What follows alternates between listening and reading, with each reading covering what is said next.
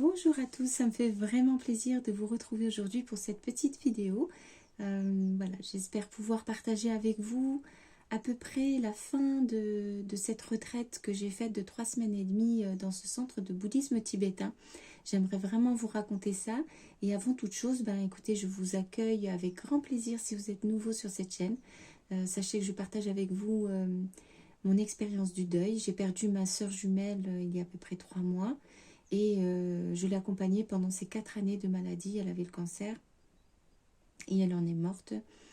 Voilà, c'est l'objectif de cette chaîne, c'est de vraiment partager avec vous en toute simplicité ce que je fais pour supporter le deuil, comment je fais pour vivre, qu'est-ce que je ressens, qu'est-ce qui me passe par la tête et tout plein d'autres choses que vous verrez si vous voulez consulter les vidéos, les playlists que j'ai mises.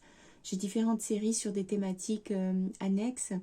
Et ça me fait vraiment plaisir de partager tout ça avec vous. Si vous avez envie de m'encourager, alors abonnez-vous à cette chaîne.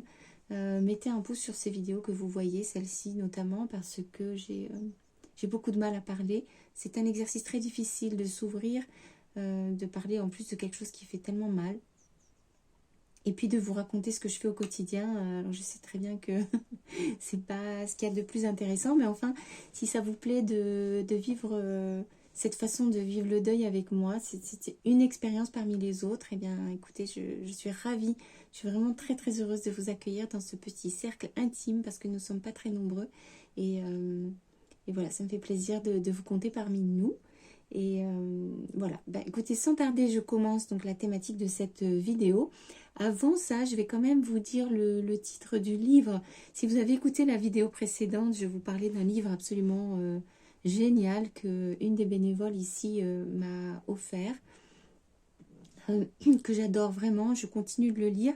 Je ne l'ai pas sous la main parce que je l'ai gardé dans mon sac là où je suis la plupart du temps. Mais le titre, c'est Le chant du Grand-Duc. Le chant du Grand-Duc, qui est écrit par l'auteur qui s'appelle Cairol. Donc Cairol, c'est C-A-I-R-O-L-E. Voilà. Et ce livre, il est extraordinaire parce qu'il explique le chemin de cette femme qui meurt du cancer, mais qui est accompagnée par cette femme qui écrit, l'auteur, qui se considèrent comme sœurs jumelles. Elles sont toutes les deux tellement proches, et bien qu'il y a ce côté sœurs jumelles qu'elles ont entre elles. Et ce qui est extraordinaire, c'est que ce livre est une alternance entre ce que l'auteur écrit et pense, et puis c'est ce que la personne qui est morte, qui avait écrit elle-même, ses réflexions, son chemin, et c'est extraordinaire à lire, c'est vraiment génial. C'est un livre sur le deuil, sur l'après-deuil, que j'en suis pas encore là, mais j'ai hâte de lire la suite, qui est vraiment très facile à lire, très doux et qui coule de source et qui apporte plein de réponses en même temps. C'est vraiment un super bouquin. Donc c'est ça, j'avais vraiment envie de le partager avec vous et si certains d'entre vous le connaissent, dites-le moi en commentaire. J'aimerais beaucoup qu'on en parle ensemble. J'en suis encore que, disons, au premier tiers du livre. Je me réjouis de lire la suite bientôt. Voilà. Donc là, cette vidéo, c'était plutôt pour vous raconter... alors, est-ce que c'était une bonne idée ou une mauvaise idée de passer ces 3 semaines et demie en retraite spirituelle. Donc, j'ai choisi donc ce centre de bouddhisme tibétain pour le faire. Je dois vous dire que ça n'a pas été simple de prendre cette décision. Si vous vous souvenez, j'étais bien dans mon cocon au Maroc, chez ma mère.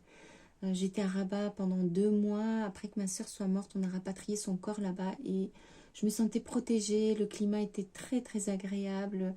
Et je n'avais rien d'autre à faire que, j'allais dire, cuver ma peine, ma douleur, ma tristesse. J'étais dans le confort. J'avais la visite des chats du quartier.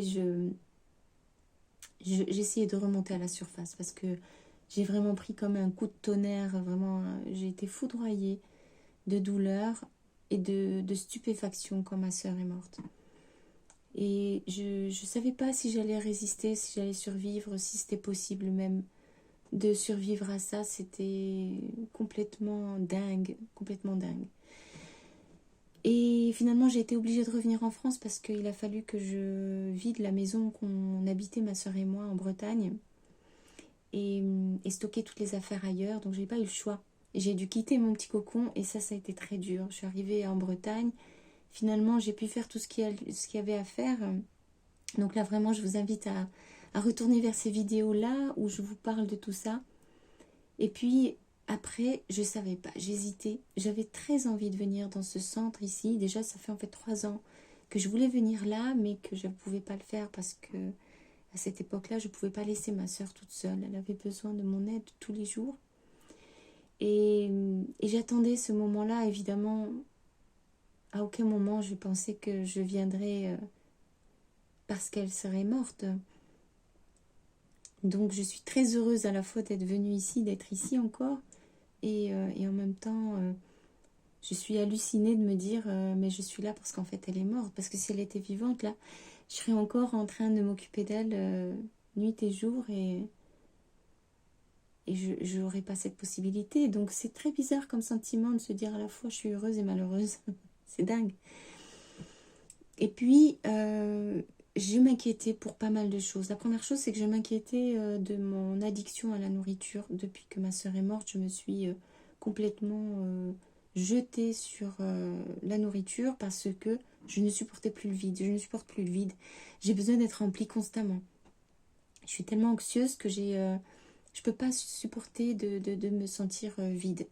Et la deuxième chose aussi, c'est que je ne peux plus supporter de sentir mes os. Voilà, parce que ma soeur a beaucoup souffert des os. Elle avait une métastase osseuse et elle avait très très mal aux jambes. À la fin, elle avait terriblement mal aux jambes. Et c'est des choses qui m'ont choquée. Vous voyez, quand je vous parle là, je tremble. Je tremble parce que j'ai vécu avec elle sa souffrance, j'ai vécu ses douleurs et je ne supporte plus en fait de sentir mes os. Je ne peux plus les supporter. Je ne supporte plus même mes jambes en fait. Parce que ma soeur jumelle, c'est moi, on est vraiment un miroir l'une de l'autre. Et quand je la voyais souffrir, je souffrais, mais je n'avais pas la même souffrance parce que physiquement, je ne pouvais pas ressentir ce que c'était que d'avoir mal aux os. Mais ce qui est certain, c'est que maintenant, je ne peux plus les supporter. En fait, j'ai du mal à supporter mon corps. En fait, voilà. Et ce qui est formidable, c'est que ici, j'ai rencontré aussi quelqu'un qui m'a fait des déblocages énergétiques en fait du corps, qui m'a vraiment débloqué l'épaule surtout. Et je me suis rendu compte des douleurs que j'avais cristallisées dans le corps. C'est incroyable, même au niveau des chevilles. C'est bien simple. À chaque fois qu'il posait un doigt, je criais de douleur. Et je me disais, mais enfin, normalement, je suis pas douillette comme ça. Je comprends pas ce qui m'arrive. Et je m'étais pas rendu compte, en fait, que mon corps s'était entièrement muré, figé, quoi. Et donc j'ai pris du poids et voilà, j'avais peur de ce comportement addictif à la nourriture. Venir dans un endroit que vous connaissez pas, avec des gens que vous connaissez pas, puis vous avez des addictions, c'est difficile. C'est difficile à vivre, donc je m'inquiétais de ça. Et la deuxième chose, c'est que j'avais peur aussi de rentrer en contact avec d'autres humains. Quand j'étais chez ma mère, j'étais tranquille parce que je pouvais vraiment... je pouvais rester dans ma bulle... Je pouvais pleurer, je pouvais manger, je pouvais m'évader, voilà. J'essayais de survivre en fait et j'étais dans un cocon. Et là, en fait, ça m'a demandé vraiment de sortir de mon cocon et d'accepter d'être regardée, d'être vue telle que je suis, de montrer ma peine, de montrer les choses alors que j'avais qu'une envie, c'est de rester dans un terrier. Ça m'a demandé beaucoup de courage de faire ce choix, de venir m'exposer comme ça. Et l'autre chose dont j'avais peur aussi, c'était de pleurer tout le temps. J'avais peur de pleurer, et puis là, c'est pas des larmes normales. Hein. Je vous parle pas d'un petit chagrin. C'est quelque chose là de tellement puissant que ça me consomme une énergie incroyable à chaque fois que je pleure. Je suis épuisée. Et j'avais peur vraiment de ne pas être capable en fait de vivre en communauté. Et mon épuisement aussi. J'étais venue ici pour aider, pour faire du bénévolat et ça me faisait vraiment plaisir. Et en même temps, je m'envoyais des tas de messages négatifs en me disant mais c'est pas assez bien ce que tu fais, regarde, tu es trop fatiguée, tu n'arrives pas à tenir le coup et j'avais mal en plus partout. et je me jugeais négativement, etc. Donc tout ça, c'est le début. Donc déjà, même avant de venir, c'était la décision de est-ce que j'ai assez de force pour venir, pour faire tout ça. Et j'avais très peur, voilà, j'avais très peur. Je crois que je me suis transformée. En 3 semaines et demie, j'ai l'impression que je ne suis plus la même personne. Je me sens beaucoup mieux. Donc oui, la réponse est oui, c'était une bonne idée. C'était une bonne idée, mais il faut bien tomber. Moi ici, j'ai été super bien accueillie. J'ai été entourée par des gens très bienveillants, très patients, très à l'écoute. C'est pas toujours le cas, je crois, et ça compte beaucoup. Et j'ai aussi été dans la nature tout de suite. J'ai été installée dans un petit chalet en bois, au milieu de la pelouse, avec des arbres autour. Et c'est très apaisant. Et puis surtout, j'ai eu la possibilité de vivre euh, ma douleur et de vivre mes larmes, de vivre mes hauts et mes bas, sans être obligée de le montrer 24 heures sur 24, parce il me fallait ces moments de retrait, quoi. Donc je peux dire que j'ai vraiment eu de la chance, parce que j'ai eu des conditions vraiment bonnes pour pouvoir marcher petit à petit pour sortir de son terrier. Ça m'a fait la transition dont j'avais besoin. Pour être honnête, je serais bien restée beaucoup plus longtemps. J'aurais aimé que le centre ne ferme pas, j'aurais aimé que d'autres retraites continuent, même si effectivement je me sens épuisée, je continue à me sentir extrêmement fatiguée et puis j'ai l'impression que je vais jamais m'en sortir de cette fatigue, c'est affreux. Et j'ai l'impression que j'ai envie de prendre soin de moi, je sais pas comment vous dire, c'est bizarre. C'est vrai que ça me donne beaucoup d'inquiétude parce que je me dis, mais mon Dieu, qu'est-ce que je vais faire de moi parce que je suis plus capable de vivre toute seule à cause de ma douleur et des crises de panique que je fais quand je suis seule maintenant. Et je ne suis pas capable de travailler beaucoup, pas autant en tout cas que ce que j'aimerais parce que je suis trop fatiguée. Alors, c'est pas évident. Et j'ai pas envie de prendre la solution de facilité qui consiste à retourner chez ma mère et de me dire, allez, je prends mon temps, je prends quelques mois. Et bien sûr que là-bas, je pourrais tout faire. Déjà, j'ai pas à m'inquiéter du climat. J'ai tout le temps qui est nécessaire. Je peux faire toutes mes séances de yoga que je veux. Je peux faire mes séances de méditation. Je peux lire. Je peux faire toutes ces vidéos-là que je fais complètement à l'arrache, on dirait, parce que j'aimerais prendre beaucoup plus de temps pour faire ces vidéos et notamment aborder toutes les thématiques qui me tiennent à cœur que j'ai pas encore le temps de faire. Mais ce serait trop la solution de facilité et je crois que ça m'aiderait pas à long terme. Donc là, il faut que je tienne le coup.